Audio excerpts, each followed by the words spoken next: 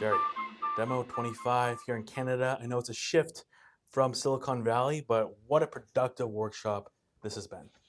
Yeah, it's a great shift. I remember when we were having our queue for, which some people call the year end, but in startups we started a little early, just to make sure that they're on the right track. And our law firm had a nice meeting room in really the finest hotels in Boston. My God, what a great city Boston is! And since you guys are rooted in Boston Tech, we got on the train and hopped up from New York City. And, you know, as we were reviewing the Q4 and we were looking at the deliverables, because there was a great workshop that was done in a different part of Canada. Over in Mount St. Anne, and that was a great resort that Pillow and Tea set up for us, and that was a great product development session.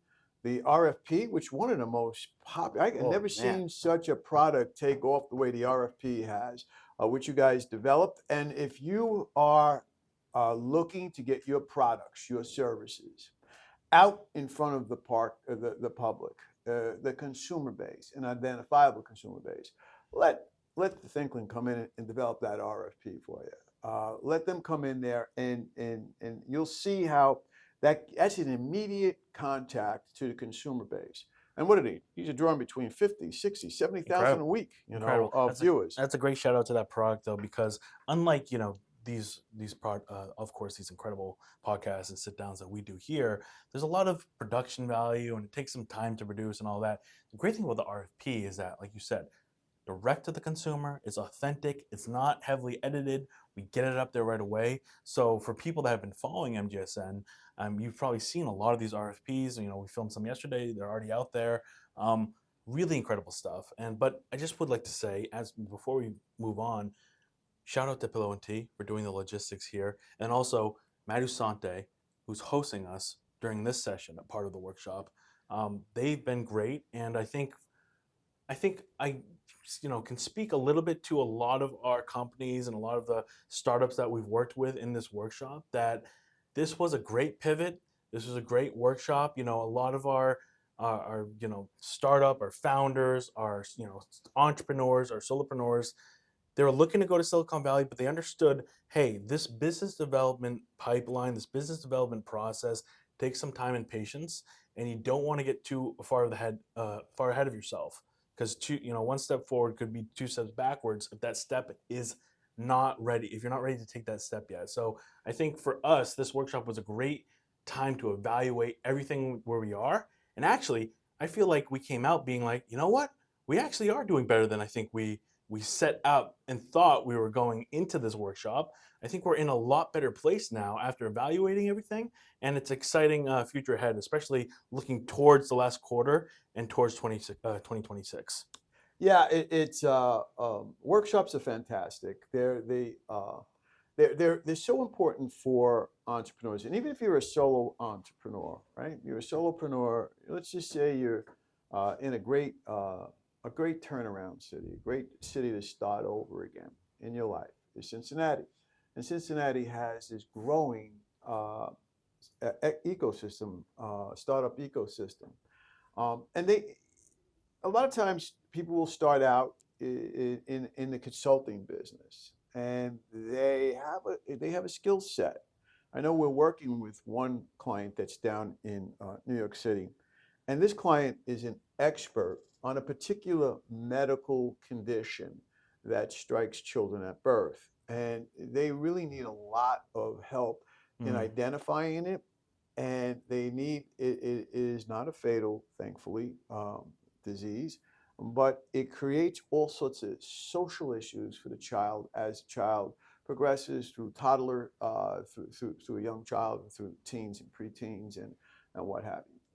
So this, by definition, this entrepreneur is writing a lot of medical documents, ebooks, all manuscripts for ebooks, but it runs constantly into a writer's block. And what we suggest is, look, well, I don't have a lot of money. I just can't get up and go to a workshop, a writer's workshop. Uh, and we identified some aspects for it. For example, in Bryant Park this past summer, they had a writers' festival Mm. free for people to go in there. And people, and I attended many of those sessions, so that I could gain some insight in order to give this client some advice.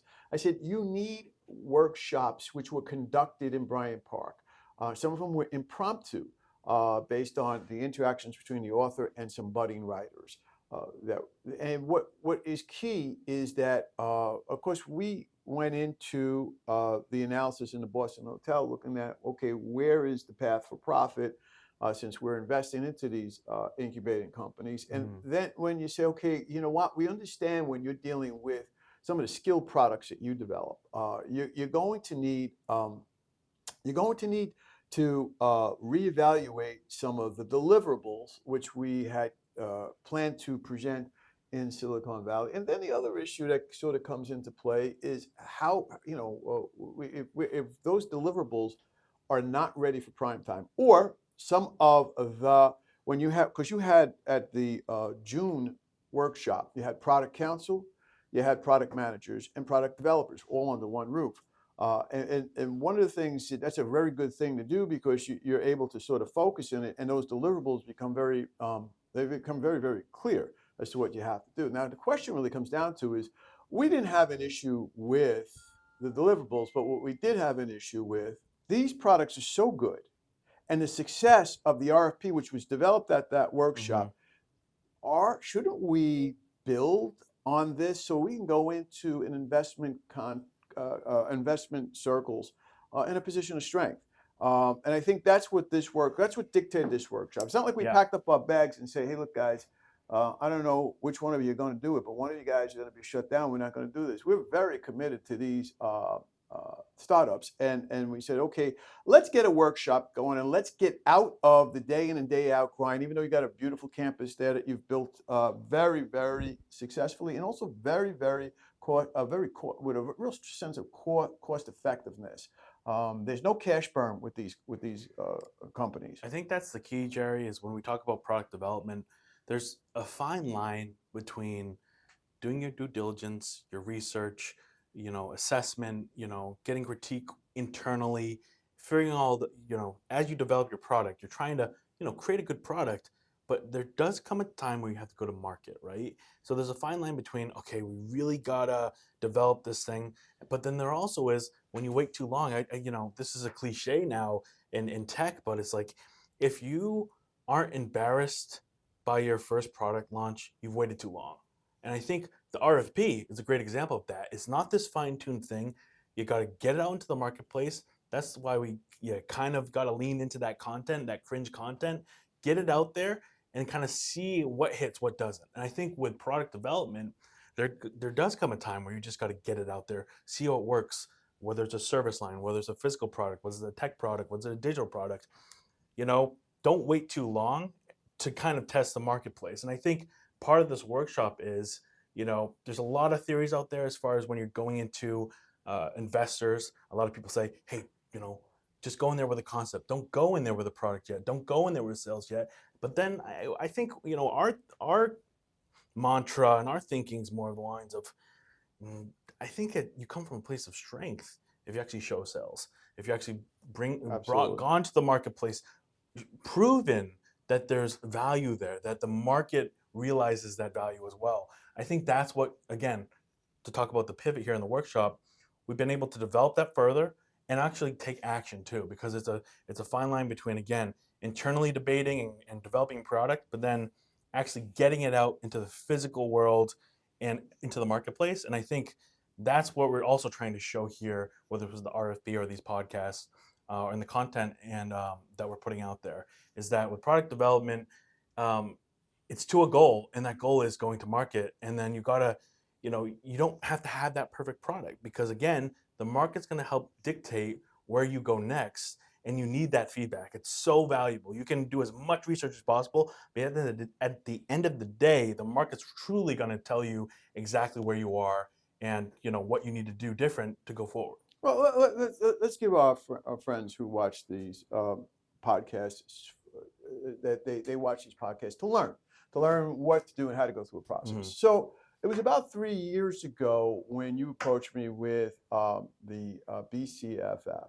And what you did was you learned again, in boot camps that you attended, you learned how about strategic networks. And you went to competitors that were in the BCFF uh, uh, space, and you said, hey, listen, guys, you got followers, I have followers, we have a product. He says, we kind of get this together and we don't harm each other's product. We can actually add and have a bigger product. And then you came up Hmm. with this BC Football Weekly. Now, that is hitting right Yeah. now views of 500,000 on shows. Articles that are written by yourself are hitting hundreds of thousands of views when in the marketplace. Now the question that comes down to is, you say, okay, that's great. Let's get some sponsors. They say, whoa, wait a minute now, hold the phone. Let's be a little bit more discerning, because I have been practicing transactional law for 40 years plus, with plus. And one of the things that I have seen in the marketplace were really good startups that got destroyed because they were not properly aligned with their investors. So one of the things that we discussed at this workshop, and this is we actually have, I think, 2 more days left on this. We have Sundays off, but I think Monday is where we sort of wrap up this session. And one of the things that we're looking to, and we even talked to some of the companies in an incubator like Pillow and Tea, is let's not be in a rush to get those investors. Let's make sure that when we go to those investors, we can say, hey, you know what, your offer's not really that good. And by the way, I'm looking at your portfolio and I'm trying to figure out where am I fitting in that portfolio. And then if you make a decision that my hedge isn't hitting your numbers that you need to do, then are you not going to support me, like I've seen happen to good startups that's on there. I agree with you. I myself don't listen to people with just great ideas. And I said, that's not me. That's not my bandwidth. I rather see somebody who is invested in their brand, but also is a practical person who's willing to learn. Because you say, look, I got 40 years in this business. I got a lot of life experience. And before I went to the university and to law school, I went to the best school that you had, New York City School of Hard Knocks. And you know what? You got to get off that ground when you get kicked down in that town. Back then in the 70s, you get kicked down in a flash. But at the end of the day, that is a learning curve. That's not something that's a God-given talent that you're born with or you're not. You can learn how to be resilient. I hear this all the time when people will say to me, young lawyers, oh, I'm not very aggressive. And I said, you don't have to be aggressive. You have to be resilient. You have to know, because at the end of the day, one thing about this little spinning rock that we're in the middle of the universe that we're all on is that there's curveballs left, right, and center. And there's disappointment left, right, and center. And sometimes if you really balance off your great days with your bad days, probably the bad days sometimes outweigh the great days, sometimes that are on there. And what you need to do is to learn that resilience too, but resilience for sure. And then what I noticed when we were in Boston, before we decided, first of all, when we were doing a queue for review, it became eminently clear that there's some good products out here and there's some stronger positions we can take. Like BC Football Day, I think there's weekly rather. That clearly to me is ready for a bootstrapping plan where we choose who the affiliates are, we choose who the sponsors are, and say, look, we're bringing your brand to the marketplace. And by the way, if you want to look on MGSN's Facebook page, is it on the MGSN site? I don't know. But that recent podcast was a great podcast for entrepreneurs. And the MGSN writing staff not only took, it clearly is on the MGSN, because they took the podcast that's on their YouTube site, and their writers wrote to entrepreneurs in Asia and Africa and North America and said, listen, look, you don't be cowed by investors. be respectful, understand that that's their money, but also make sure that you're properly aligned with them. Because in this particular case, there are times where you have to advocate for your startup when you're dealing with investors and you're in a portfolio. And this podcast was fantastic because what was on that podcast was clearly there was an issue with respect to and this is a fan first media company. So that's kind of a tough scenario because your brand itself you're a derivative brand from a community brand. And that community brand, it has a big following, but that following has the hardcore supporters, but then they have the bumper crop. The bumper crop is where you make your money. The hardcore, well, that will keep your doors open.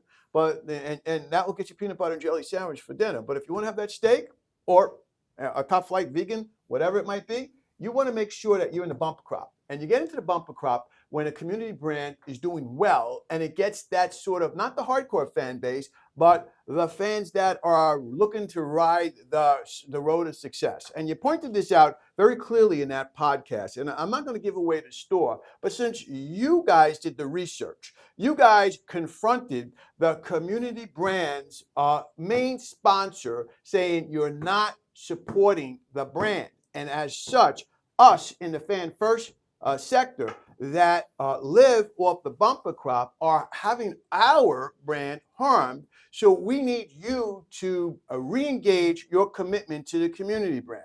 Now, the model on that is if you are in a portfolio because you went to Silicon Valley and you're seeing that your investor is not putting money in, you can't just go up there and throw a fit and say, hey, I want more money. You have to do what you guys did in that podcast. And I want entrepreneurs out there to please look at that podcast. That podcast is getting big hits because the way it was written up in MGSN and saying, hey, this is not about American football. This is not about college football. This is not even about fan first media. This is about the startup, the founders of a startup confronting in a respectful and a educated and documented way an investor who's not doing what they're supposed to do. Now, maybe I'll throw this back to you because you get to see this. You're getting to see this now live, but you're getting to see my assessment as a transactional lawyer who saw that podcast and the write-up that MGSN did on its Facebook account. Very, very, very instructive. You want to add a little flavor to our friends out there? Yeah, so I would say, Jerry, like, it's so funny how everything we talk about, whether it's resilience, product development, all this stuff, like when you bog it all down, it comes down to relationships. And we talked about this before with sales, and that is, yeah, when you're out there, you're trying to sell a product, you're trying to sell a service. Yeah, you're selling to them, but like especially when it comes to these long-term relationships, which an investor to company relationship, that's long-term, and that needs to be the most sustainable thing possible. You're evaluating them as well. So as much as you're trying to sell the company or whatever the company is trying to offer to the investor, you have to evaluate the investor too. So it goes both ways because, again, you know, if you're for an investor that you want to actually partner with, they should be in the same place. They should be wanting to, okay, is this sustainable? Are we on the same page? Like, do they know that, hey, if we hit these benchmarks that you're going to be coming to me for more money and this and that and this? Like, you have to be aligned fully. And I think when it comes to all these different things we're talking about, that's truly the essence of like a sustainable pathway, a way for a company and a founder. You know, I'm speaking to all these founders out there and these solopreneurs, like you really have to think strategically and long term. That's why we always bring up, you know, of course, our incredible global partners at SKJ Juris and all the people in your incubator, is that because we think so long term. Yes, we think today. You gotta go day to day. But you also, on the back of your mind, and when you have these strategic meetings, you're always thinking, hey, what are the goals and where is that going to lead to? And if your investor's not aligned there, then you have to go back to the drawing board, or there's going to be mistakes. So before you take that jump into something like an investor and a company relationship, like that needs to be, you know, all worked out beforehand. And I think you got to go into and that's a big reason why when we're looking at Silicon Valley, you know, speaking to founders again, that place of strength. Like if you go in there needing an investor, there's a big difference between wanting an investor and having the ability to kind of navigate that and assess and evaluate them as well. So like I know a lot of these companies are in a crunch. That's a tough place to be. you're going bankrupt, you only have a few more months of runway, and you're needing that investor. Very different than what we talk about, that resilience, being able to bootstrap, trying to go to the marketplace. If your product doesn't make money and you only got a month or two runway, maybe you got to take another look at your product. You got to take another look at your service or what you're putting out there. So I think for us, we talk about so many different things, but you're really trying to set yourself up as a founder or as a company or as a startup to be able to go into a potential relationship, a long-term relationship at the biggest place of strength, so then you can fully make sure that that's going to be a cooperative relationship long-term and be sustainable. So I think for where we are right now, which is really exciting, people that have been following this podcast, you saw how you from concept generation all the way to now where you're starting to go to marketplace with your products, you're starting to go investors. Super exciting, but again, this is where it actually becomes the most important. It's like you can't just this is a super important when you talk about a timeline of a startup. I mean, this is marriage here when you're going to an investor. Like, this is the most important decision, one of the most important decisions you're going to make as a company, as a lifetime of a company, who you're going to tie yourself to, where are the funds coming to, and do your visions align? I think that's super important to know. That's a great point. I would want to hammer in on this because, so your product, is it ready for the marketplace? Remember, people are out there. It's very easy when you're young or inexperienced entrepreneur and you have a product that meets a market need, but it quite doesn't do it clear cut yet because it's still in development stage. Now you take that to an investor and maybe they're all hot to trot on it, like with the AI, we're throwing money left, right, and center on AI startups. But then all of a sudden, you know what, this isn't getting the way it is going to, we thought it was going to go, we're going to go somewhere else. One of the things that you probably want to do is identify if, as Mac was saying, that you have a product and it was designed to solve a market need, whatever that market need might be. But the product is chugging along in development stage because conceptually, what happens when you have a business idea, there's the inherent excitement. And then you get some seed money, some sort of angel funding, or maybe you have your own money set aside that you've squirreled away, and that's getting you to say, oh, I can start working in a coffee shop that's a good coffee shop. That, in other words, not just where people sit down and talk about life, but where they're actually have dedicated spaces. And we've run into that because Pillow and Tea set us up here in Canada, in Quebec City. Well, that's in Canada, in Shea Smith. Where they actually have, it is designed for entrepreneurs and for students. Full production studios, exactly. So, and a fraction of the cost. Like right now, we're in the Madusante compound, and this is all right. So we're paying the freight here, but it's well worth it. Look at all these office spaces, all the options that we have here in. And we're in a suburb here called Saint Foy, beautiful suburb here. And so, all right, well, this required this because we were dealing with intellectual property that was confidential information. But what Mac is suggesting is, how do I get some excitement about my product without exposing my intellectual capital? And one of the things I think you might want to look at is the RFPs that Thinklyn offers. Because if you can create a buzz, the way these RFPs are creating a buzz, or if you look at the way the last I was looking at the results that you guys presented on the last podcast that you did for Eagles Weekly. What was it, 500,000 views that are on that? And that's in countries that don't even follow American football. Because guess what? That brand speaks to the hardcore and the periphery.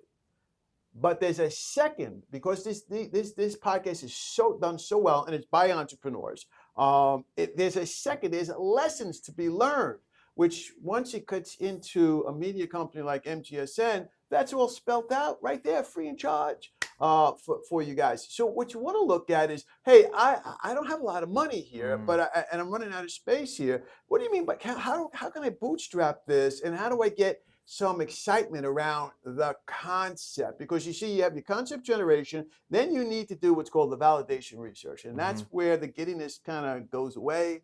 Things get a little dark and a little slow and a little cold. And you know what? Peanut butter and jelly is just not making it anymore. You have to figure out that you can't really abandon this product if this product needs a little bit more research capital, and you need to get it into what's called a minimal viable product to get some funding. You want to create the pizzazz around you as the startup entrepreneur. You want to create, hey, I'm a serious person. I know this work. I understand this work. I understand the market need, and I have a product that's going to do that. And how's the best way to do that? Hit these RFPs. They go out weekly. And I'm going to give you a personal attestation on that, if you don't mind.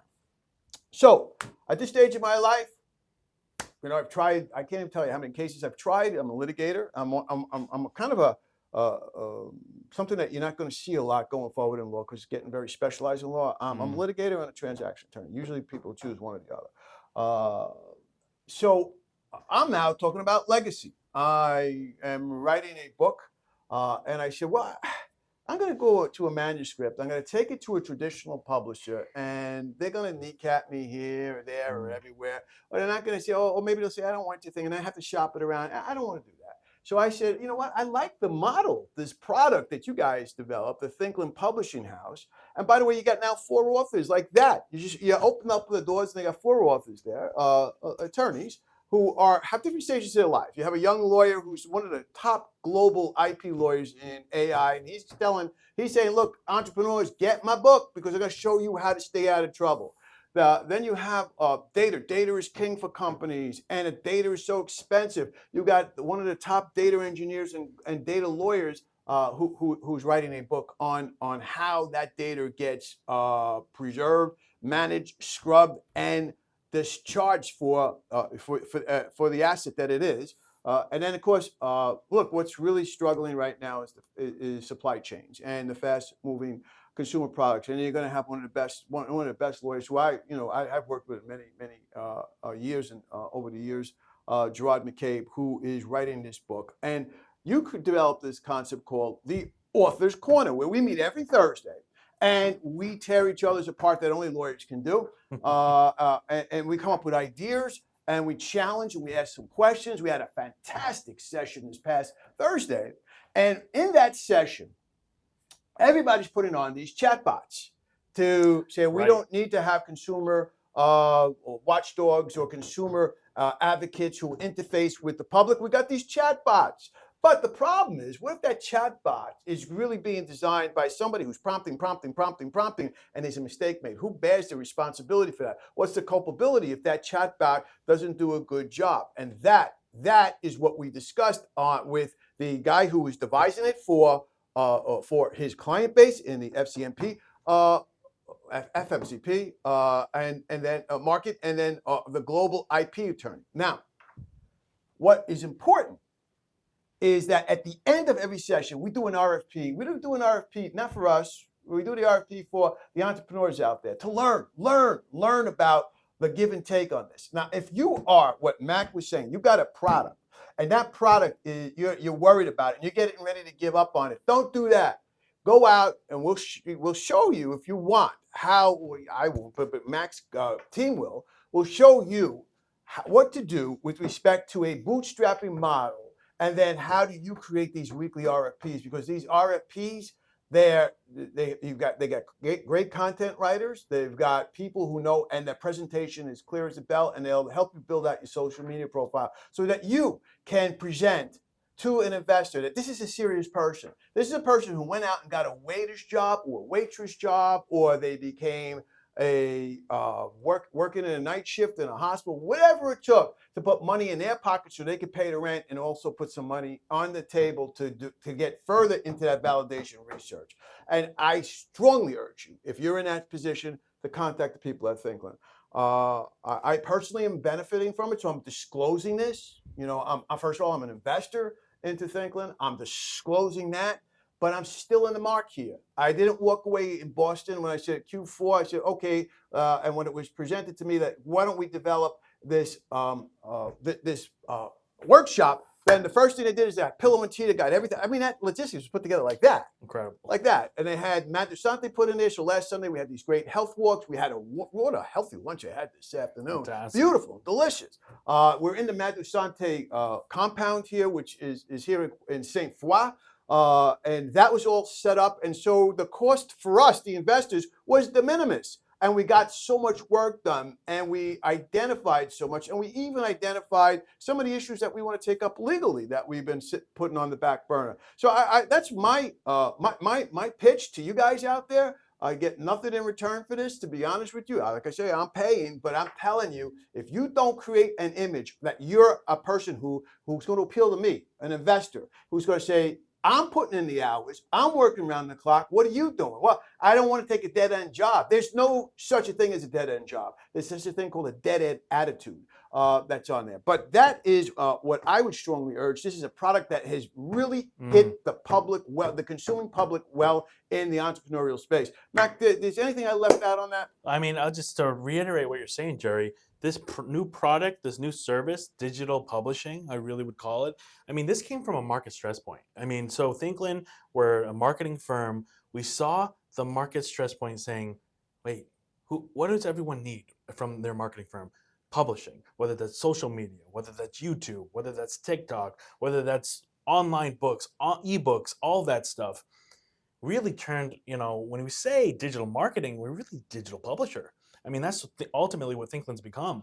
And again, with that great partnership with SKJ Juris and the Global Creative Center we were able to build over there, we've been able to take this digital publishing to the next level. And that's exactly what you're talking about. When we are working with companies now, I think what we saw as a market stress point in the marketplace is that this disconnect that always existed in marketing between, okay, you have the CEO, you have the founder of the startup, you have all this, and then you have the company. That difference there has been washed away. You're seeing so many founders and startups being able to put their personal brand out there to sell their company, to sell their product or their service. There's no divide there anymore. And again, it's because of the consumer that we've done our due diligence. The consumer out there is asking for direct to consumer content. They want to be a part of your brand. They want you to build a community, because that's where we're seeing how sales are done, how you inevitably are able to bring your product or service to market. You need to be able to build that community. You need to be able to grow that community. And also, when you're putting out this content, give value back to that community. You have to do it authentically. That's the only way to grow organically. And we're seeing that with the RFP, whether that's with the BC football fans, whether that's with the Eagles Weekly. You're seeing this with all our different products. Madhu Sante is a great example of that with her incredible dance videos. It's, again, putting that value back, and that's what's getting rewarded in the marketplace. So it's like your community and your content you're putting out also becomes part of your product to eventually be also to sell, whether it's a physical or a service line or a digital product. So I think that for Thinklyn, we understand that lane so well now, is that we are a digital publisher for these companies, for these startups. Whether you want to build your personal brand, whether you want to build your startup, or whether you're your enterprise, we take your product, we take your brand, we get you to build that community, to make that direct connection with them. And it has to be done authentically with valuable content that's going to actually be engaging to the audience. And I think for Thinklyn, that's why we started Thinklyn Publishing House, because we've ultimately become a publishing house when it comes to digital content and digital publishing. And it's just really exciting. And I, again, would suggest people go to thinklyn.com, reach out to our team. This is all very new stuff. This is all developing really quickly, especially with AI. But again, the more and more we go into this AI world, I think people are really reaching and desiring that authentic, real, human-to-human connection here. And that's the only way whether you're going to build a brand, a personal brand, or a company at this point. So I think it's a really exciting time. And I think, again, continue to follow the RFP, continue to follow the MGSN cast here, because this is going to continue to change and evolve. And as we do, Thinklyn will, and I think as the market does, Thinklyn will. And it's, but we love that. I think at the end of the day, that's ultimately who we're here to serve, is our clients. And all of our clients are in very, very interesting industries. But we're seeing this across, whether you're a health and wellness company, whether you're a fan-based media company, whether you're even lawyers, I think it all is falling under how do you build that nice organic and sustainable culture and community, and that's ultimately what's going to drive sales and ultimately get your startup to the next level. Mac, when I arrived here at the Madusante compound here in beautiful Saint Foy, one of the things that Pillow and Tea set up for us was a business breakfast in a beautiful French Canadian cafe. Incredible breakfast. I'm still dreaming about it. And it was a Parisian style cafe, but it also had very unique Canadian components to it. And it was melded so seamlessly. Whoever developed that concept and took it to the market, it was obviously a big success. And the fact that Pillow and Tea was able to say, okay, look, it's going to be a long, long day. So we got to the office. We've been working, I've seen you a couple of times. I know you were working with clients, and I had to go out and deal with some issues back in the States. But I got my agenda after we just finished a magnificent healthy lunch that Matt Dusante prepared for us. But I see there's a podcast that you and I are going to be shooting later this evening around 4:30 or so. I have to read this thing, but this looks like a great podcast that we're going to talk about, because we're going to talk about how I built my overseas outsourcing market initially in India, and then how you have now taken not only the global capability center, and we'll explain what all that is at this podcast that we're on. I can't wait for that podcast, because that's an exciting podcast, and there's a podcast that's right now that's on.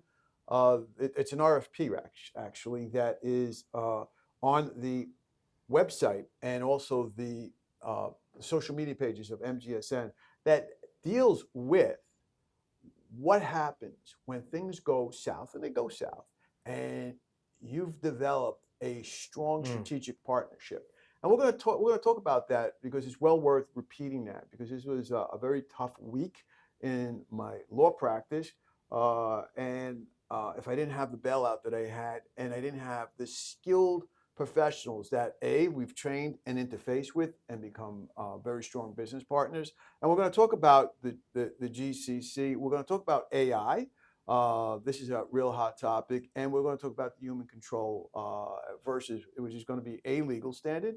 And we're also going to talk about the practical standpoints on it. And we're also going to talk about, where do you go for vacation, folks? Yeah. Because, there's a social side to this. There's a concept called workcation. It's a intellectual property right that's owned it is a trademark that's owned by Pillow and Tea. And one of the things that we experience both in your demos, and we'll talk about your demos, the Thinklyn demos, one of the top entrepreneurial demos. It was cooked here in Canada in the workshops, and it developed into a product, and the product was launched last summer in Europe to a rousing success. And of course, the one in Asia this past winter in 2025, I still think back of that. I was with the team from Dubai all the way to Taipei, and we're going to talk about how that AI became very prominent in the discussions, and how you can utilize it, and how you can't be afraid of it, and how the GCC is a perfect place for you to meld the human control with the AI. So I love the transcript. I was reading it on my phone, and I'm getting ready to now. I have a couple of things I have to take care of. But yeah. So for everyone, stay tuned for our next podcast. We're gonna dive into how do we actually execute all of this, because ultimately I talked about this service and this market stress point and this thing called digital publishing. How do we actually do that? And that is the GCC. That is the Global Creative Center we're able to create in Pune. And then also to speak a little bit to what you just said, Gerry, is that I talked about that long-term relationship, that sustainable relationship with your investor. Well, you better have that with your business partners too. You better have that with your global partners as well. And that's what we're about to talk about with SKJ, because that's exactly what they are. And when you're in a bind, you really need to be able to be aligned, not just with everything, but with all your developments as well. So excited to get into that conversation. And for now, as always, go start your startups.